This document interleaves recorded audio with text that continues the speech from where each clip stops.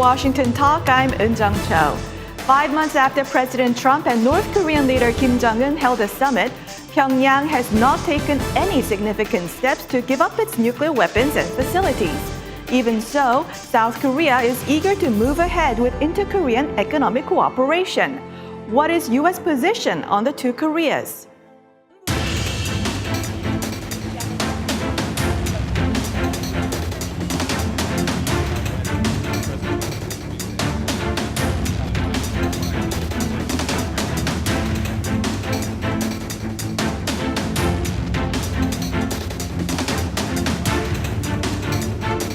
That we don't talk past each other, that we don't take an action or the South Koreans don't take an action.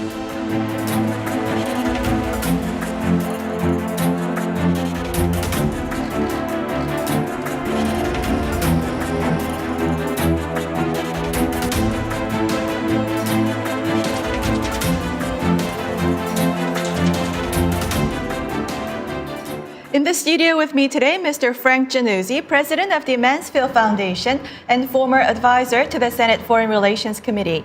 Also joining me today, Mr. David Maxwell, senior fellow at the Foundation for Defense of Democracies. Mr. Maxwell is a retired U.S. Army Special Forces colonel with assignments in Korea. Welcome to the program.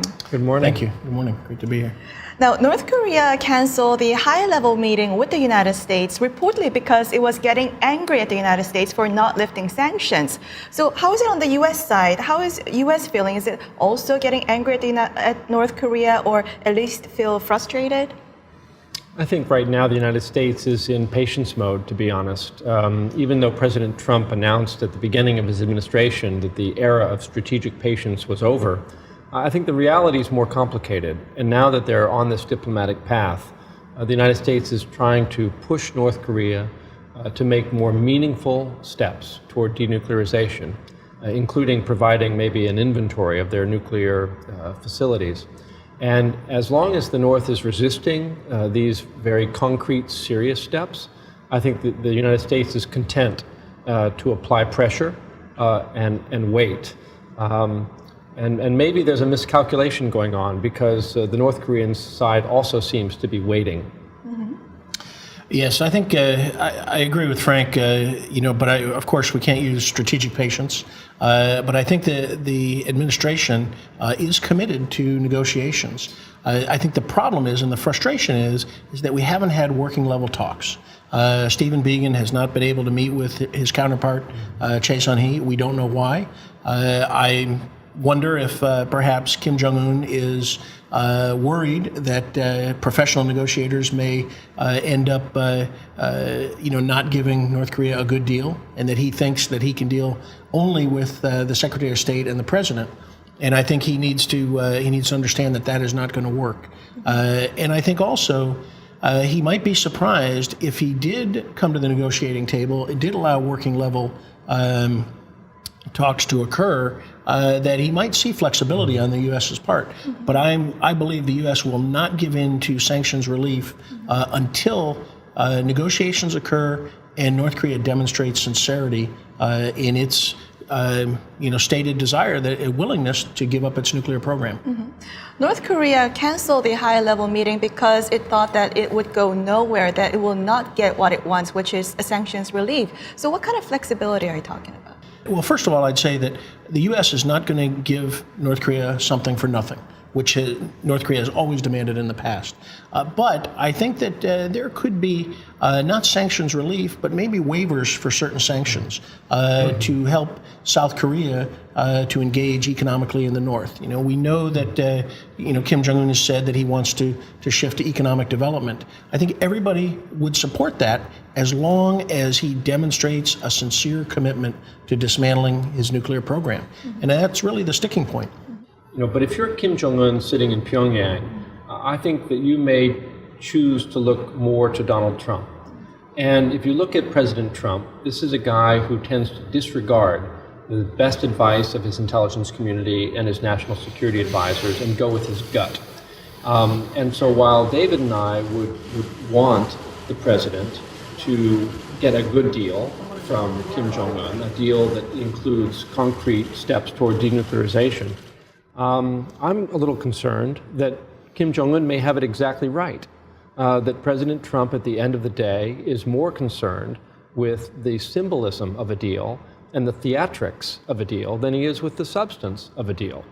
So why deal with Steve Biegun, who you know is going to be masterful in pursuing the details of actual denuclearization, if you can deal with Donald Trump, who might come to see you, shake hands, and make a commitment to ease sanctions and improve relations, and not get anything for it. The summit, U.S. and North Korea summit were actually expected to be held within this year, but then it was delayed to early next year. So maybe President Trump is actually listening to his high-level officials that he shouldn't go into the second summit meeting unless there's some kind of progress in the working level. I'm not sure that delay came from Trump's side. That may have come from Kim's side. We should remember Kim Jong-un has a pretty full dance card. You know, another visit, perhaps with Xi Jinping, an invitation from Moscow, perhaps Abe. You know, he's extended an invitation to the Pope, and of course the visit to Seoul, which I think is going to occur before the end of the year. So that all may have pushed that back. But Frank makes an important point about Kim's assessment of President Trump. But I would push back a little bit on that. And I think Frank is exactly right, except that I think President Trump has history to look to. And one thing that I think President Trump never wants to be in the same position as any of his predecessors. And so I think he knows the past mistakes. His advisors have laid out the past mistakes that from Clinton, Bush, and Obama have all made. And so I think that he is not going to do something only symbolic. I mean, sure he did in Singapore. It was very symbolic. But I think he's not going to make those same mistakes in the long term. So I think Kim Jong-un may be miscalculating and incorrectly assessing the president. I hope you're right. So are U.S. officials looking for some kind of concrete evidence from the North Korean side that it is really going to give up its weapons? And what could that evidence be? Like start some working to dismantle the Yongbyon facility for one? What do you think? Yongbyon would be a good start. Inspectors, any kind of beginning of the process that is really sincere. And I think, while I agree with Frank that dismantling of the nuclear program can't occur without a declaration, that may be a bridge too far initially for Kim Jong-un. Yes. He said that, he doesn't want to turn over a target list to the United States, and that's certainly true. That information could be useful for targeting. But I think that to really demonstrate sincerity, he's going to have to allow inspectors to inspect some of the sites and start maybe on a small step-by-step basis. Certainly Pyongyang, inspectors there to assess what the test site is like. Sohae, the missile launch facility, even though it's not really a significant threat to the United States, those would be small steps. And how do you eat an elephant? One bite at a time. But he hasn't demonstrated anything on that scale. And everything that he has done has been merely symbolic, to include only returning 55 remains of perhaps some 200 that are ready for return. IAEA this week said that North Korea's continuing activity at the Yongbyon site and also called for North Korea to invite the inspectors back in. Yes. So when do you think, Frank, should North Korea show these actions of sincerity? Should it come before the summit or can it come after the summit? When you deal with North Korea, you often have to challenge yourself to think in sequence. And the North Koreans have an expression, action for action. And the United States, I think, needs to embrace the concept, even though we need to push hard for as many actions from the North as possible. So if we really want inspectors to come into Yongbyon and verify a suspension of activities there, we're going to have to be prepared to give something in return. And as David mentioned, I think the U.S. side is prepared in a limited way to look at the sanctions portfolio and on an action-for-action basis reward North Korea for concrete, real steps toward denuclearization. And I think it's the job of the working level talks. This is why those talks are so important. It's the job of Biegun and Chae Sung-hui to sequence and agree the sequence of action for action. That's really something that the high-level officials are not equipped to do. They don't have the right priority list and they don't know enough of the details. So My hope is that the working level talks can get going, and that the first step would be to invite inspectors into Yongbyon to verify a suspension of the activities there, the production of fissile material. And all of this could be agreed in advance, would be accompanied by some sort of reward, some sort of limited sanctions relief by the United States. And I think all of that, frankly, ought to happen before a second summit. I think moving into a second summit without any concrete steps on the ground would be a mistake. I want to move on to South Korea. This week, U.S. and South Korea launched a working group, and Secretary Pompeo said that the two sides shouldn't talk past each other, and that progress in denuclearization shouldn't lag behind the InterKorean cooperation. And the U.S. media put this as Secretary, saying a word of caution, indicating that he had been concerned. So, what is your take, David? Yes, I think, first of all, I think the working group is very important. And one of the reasons why it's important is North Korea has already come out and attacked it. And has made statements that it is meddling in North-South relations. And to me, that's a very positive sign, because the working group has a great potential to prevent misunderstanding and to prevent North Korea from trying to split the ROK-US alliance. And so I think that this is a great move forward. Now, obviously, there has been, on the South side, a great push for improved North-South relations. The Comprehensive Military Agreement, the Pyongyang Declaration, all of these are really very aggressive steps towards trying to build trust with the North. I think the U.S. concern is, yes, it doesn't seem to be in sync between denuclearization and North-South relations. But I think what the U.S. concern is that South Korea may be, in the interest of trust building, giving up security in the South. And I think that's the real warning, if there was such a warning, which I think that's too strong a word. But I think that's where the real concern is on the U.S. side, is that the South will move too fast and reduce its security, because while we worry about the North Korea's nuclear program, their conventional threat remains, and they remain in an offensive posture. And if South Korean defenses are weakened because of trust building, it really puts South Korea at risk. I worked for the State Department for 9 years, and so let me give you a little translation of Diplo speak. When the Secretary of State says that he's confident that the U.S. and South Korea are going to move together and that North-South relations will not get too far ahead of denuclearization, what he's really saying is, actually, he's kind of worried that the South is getting out front. So what you've got here is a situation where the United States is increasingly concerned that North-South progress is outpacing denuclearization. And I think that the U.S. has no intention of reining in the South, but that the U.S. is getting more and more anxious to get some progress on denuclearization. Now, after the talk, South Korea said that U.S. showed strong support on relinking the inter-Korean railways, whereas the State Department said nothing about that, even upon inquiries from the media. So why is the difference of the interpretation of what the two sides had discussed? Well, I think President Moon Jae-in needs to show some progress for his own domestic popularity, and the U.S., frankly, is not going to be that impressed by those kinds of steps. And even if they are true, the U.S. is not going to highlight that as the kind of progress that Washington is looking for in the denuclearization and peace process. The railways, are not going to be significant, I think, from a U.S. perspective.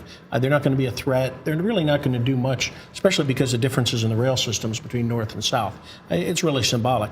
But what I think is important is Secretary Mattis making the statement of scaling back the full legal exercise in the spring. And to me, that is demonstrating support for diplomacy, as he said, as well as for South Korea's position as well. So I think this is another indication of U.S. flexibility to try to support diplomacy. President Trump had suspended Ulchi Freedom Guardian in August.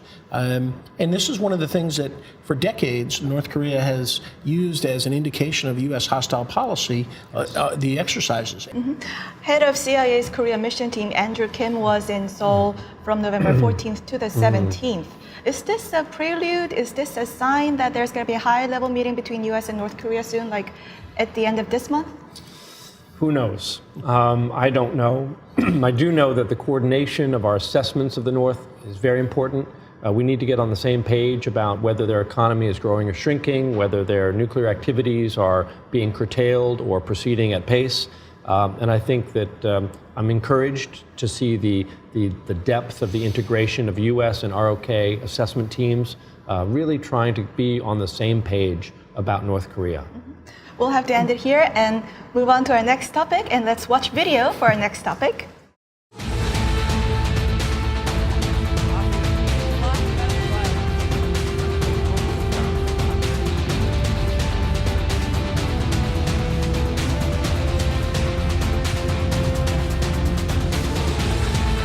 China's taken advantage of the United States for many, many years, and those days are over.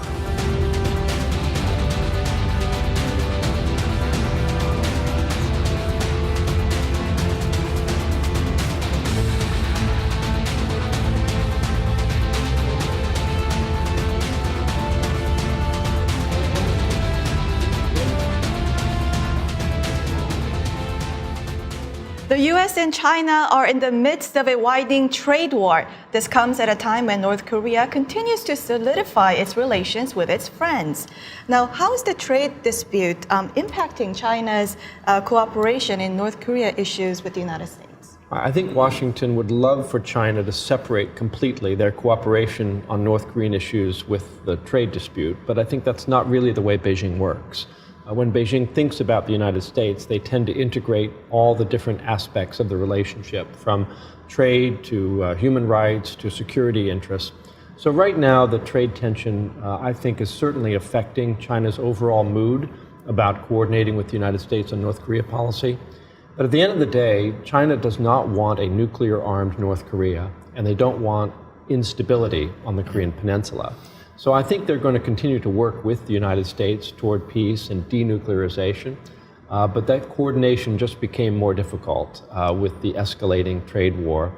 And the willingness of China in particular to join with the U.S. on any new pressure tactics, I think, has been greatly diminished by the tension that they're facing now on trade. Anything that's going to cost China financially is going to be a step that they're going to be very reluctant to take. I also think that I agree with everything Frank said, although I've heard from other Chinese scholars that China may be willing to try to compartmentalize in order to have some area of cooperation with the United States. So I would hold out some hope for that. But I do agree. I think Frank is right in his overall assessment. But in terms of lifting sanctions, I think there's another thing that we need to be concerned about. And Frank mentioned this with instability. China's concerned with instability. And I think that if China pushes hard to reduce sanctions, it's not only for its own financial benefit, it may be an indication of its assessment of how internal instability may be progressing inside North Korea, and their belief that they need to reduce sanctions in order for Kim Jong-un to remain in power and to be a stable leader. So I think we have to assess that from that perspective as well. Mm-hmm. So do you think China will push even further to ease sanctions on North Korea if there is progress in the denuclearization talks? Well, I think that's its preference. I think that they are happy to make concessions based on the word of Kim Jong-un, and China, just like Kim Jong-un, needs to understand that the United States is not going to make concessions based solely on words, and so they really need to get on board with how the United States is thinking, and that it's not going to make the same mistakes that it's made in the past. No, I think David's got it just right, and the Chinese view their economic relationship with North Korea as leverage over North Korea. So from their perspective, the sanctions reduce their influence, easing sanctions increases their influence, and so they would prefer to be moving in that direction. China doesn't want to be frozen out of the future of the Korean Peninsula. They want to be deeply involved in helping to have influence over the future of the entire peninsula, north and south. David mentioned about instability within North Korea, and this week North Korean media actually said the Arab pro-democracy movement was actually an Arab winter because of it calls a tragedy continues in that area. Why do you think North Korea said this week, and what is its biggest fear? Well, I think that's the question. Who does it fear more, the United States or its own people? And I think when we hear propaganda, and media reports in North Korea along these lines, we can make an assessment that perhaps they are seeing, rising tension among the population, among its second-tier leadership. Potential for economic and political resistance may be there, and this may be a way to tamp that down. And so, while we often think about North Korean media as simply propaganda, there are often messages and indicators that we can draw from that. And so my concern is that maybe the North is concerned with its own instability internally and the problems that might be occurring within the population. I think David is touching on one of the real fundamental issues that has become an obstacle to denuclearization.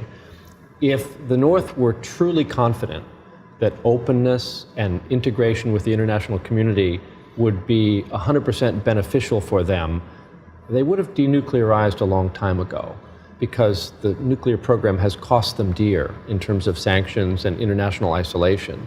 But the truth is more complex. North Korea actually thrives under a certain amount of isolation and insulation from the pressures of democracy and the market and global information flow. So for them to integrate themselves and denuclearize is a mixed blessing. And we're seeing some evidence of that concern, I think, voiced by their propaganda machinery now. And denuclearization can lead to delegitimization, and they've really backed themselves into a corner, putting the fact that they're a nuclear power in their constitution, putting so much emphasis on that. And this really has caused them to realize that even though opening would be so beneficial to them, and they would get so much international assistance to help them develop economically, at the same time, that would potentially undermine the regime's legitimacy and could cause real problems for the regime. So this is the paradox or the irony that North Korea has built in its own regime. So I think it really boils down to Kim Jong-un's strategic choice that he has to make. That is. Indeed. Does he have the confidence that he can master this process of integration and sanctions relief and normalization, or does he fear that itself will lead to pressures that would undermine his regime and his own position as the leader? And that strategic choice can lead to a brighter future for the Korean people living in the North. Does he really want that? And I think the Korean people living in the North have a right to demand that from their leadership. On that note, we'll move on to our next segment. Now time for the photo moment, time to look at an interesting North Korea picture. Today we have a picture of a Korean war hero, General Baek Sun-yup, on a wheelchair here, congratulated on his 99th birthday by U.S. Ambassador to Korea, Harry Harris. The U.S. 8th Army held a surprise party for the celebrated general. The new commander of U.S. Forces Korea, General Robert Abrams, told General Baek, "You are like the foundation of the U.S.-Korea alliance." General Baek is best known for making an important contribution to the defense of the Busan perimeter early in the Korean War. David, what's your reaction? Well, General Baek is a true hero, a true Korean hero, but also a hero of the alliance. I've been fortunate and honored to meet him many times and hear him speak about his defense commanding the 1st Infantry Division on June 25th, 1950, and his exploits throughout the Korean War as a real leader. And he's probably one of the last living people to have stood side by side with General MacArthur. So his span of history, his breadth of history is enormous. He's a true Korean patriot, a hero of Korea, a defender of Korea, and somebody who we should honor and revere. We're only 2 weeks away, or 2 weeks past Veterans Day here in the United States, and so when I see photographs of such as this of those who gave so much in defense of freedom and democracy in the interest of their country, I just feel a great debt of gratitude to them for their struggles and what they fought for. And I'm reminded that the age of such heroes is passing, and we're entering a new age. Frank, David, thank you for joining us. Thank you, Yun-jung. And this was Washington Talk from the Voice of America, and I'm Eun-jung Cho. Join us next week for more analysis on North Korea.